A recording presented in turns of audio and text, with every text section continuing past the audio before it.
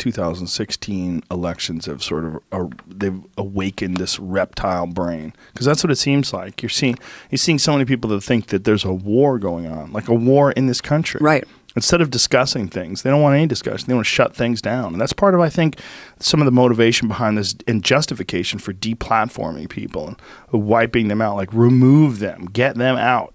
You know, we're at war right now. We have to fix this. We have to get a woman president. We have to get a gay man. We have to get, it's like this kind of shit that you see. Like, they feel like they're in an ideological war. That's why identity politics is so fascinating, because it's just been adopted by the establishment, by the liberal wing of the establishment, to try to like trick people that we're somehow a progressive society, that it's all just like corporatism with, under the flag and the banner of like social politics and identity politics. And it's completely absurd.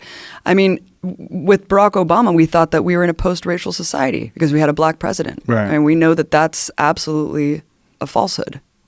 So I just think that we're just going down the wrong path here, and neoliberalism has really done a number on this country and the world, and we're going to see kind of more authoritarian fascist policies take root because people are really down and out with how capitalism has morphed and has strangled basically the economy. It's really disturbing because, you're looking at like left identity politics, but it's under the banner of capitalism. So really it's just about privatization.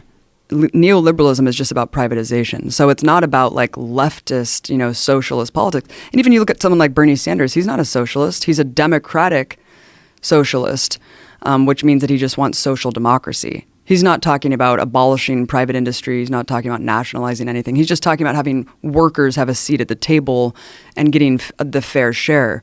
So we're just we've gone off the wayside of like rhetoric, and we just have no idea how to talk about these things in like a fair way because things are so heated and ideological, and people are just blinded, I think, and don't really understand these issues well enough.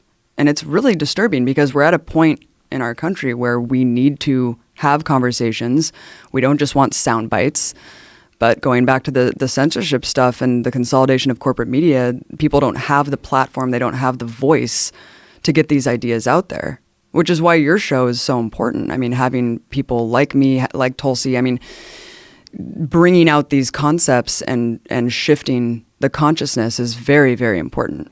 Well, I think that when people are hearing the same thing over and over and over again from one side, and then an opposite view over and over again from another side, it's very difficult to have an understanding of what the fuck is going on. Mm-hmm. It's very confusing to most people, and I think they tend to either just give up, or they tend to just find whatever side seems to get them the most social credit or the most reasonable perspective in their terms, like whether it's left wing or right wing.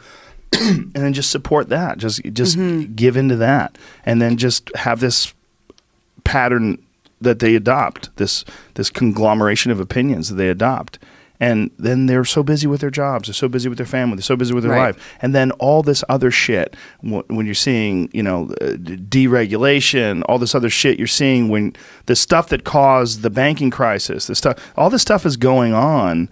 And it's going on without their knowledge. It's all happening underneath the surface. And then something erupts, like the economic collapse of 2007, 2008. And they're like, what the fuck is happening? Right. How'd this happen? I didn't see this coming. And now the economy crashes. And then we have to buy out all these fucking banks. And then it rebuilds back up, and people are still doing the same goddamn thing. They're still working mm-hmm. and trying to get ahead and then all this is happening behind the scenes. And it's so incredibly difficult to pay attention to all of it. Of course. And to really develop a nuanced perspective of what the problems are, how to fix them, and then who is actually going to support a real, tangible solution versus who's just saying some Elizabeth Warren type shit to get elected.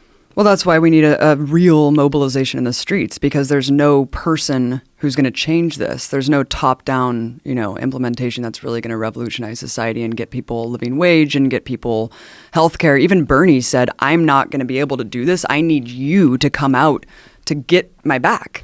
Right. But yeah, I mean, there's nowhere in the country that you can live if you're living on minimum wage and actually afford a 2-bedroom apartment. I mean, that's the reality here. But when we bailed out the banks in 2008, no one had had fretted about how we're going to pay for that. I mean, it was just kind of understood. Okay, we're going to pay and give the banks the bailout. What about fucking us? Yeah. Don't we deserve a bailout? What about the people? Yeah. Banks are too big to fail. If the banks fail, then the people fail. Then It's people lose all their money. unbelievable, man.